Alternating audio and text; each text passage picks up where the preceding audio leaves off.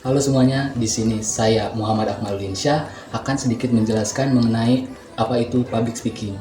Mungkin public speaking menjadi momok yang menakutkan bagi sebagian orang, karena melakukan public speaking membutuhkan keberanian yang cukup besar dan juga mentalitas yang kuat. Nah, apa sih public speaking itu?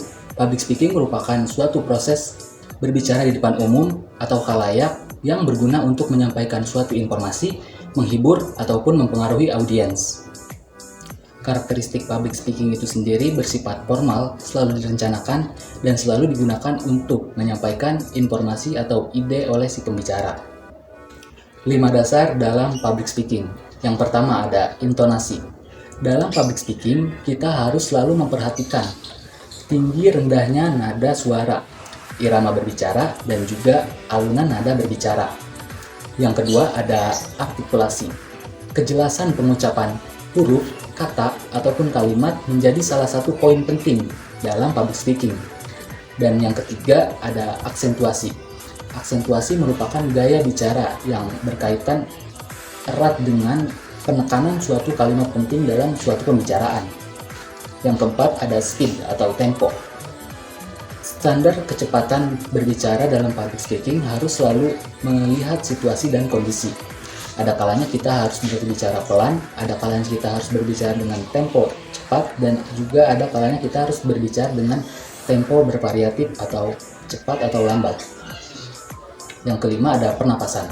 Pernapasan yang dianjurkan dalam public speaking merupakan pernapasan diafragma. Karena pernapasan diafragma lebih tahan lama dan juga lebih powerful. Dan suara yang dihasilkan dari pernapasan diafragma terasa lebih nikmat untuk didengar.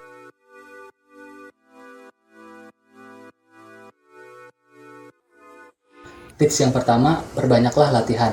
Cermin bisa menjadi media untuk berlatih public speaking.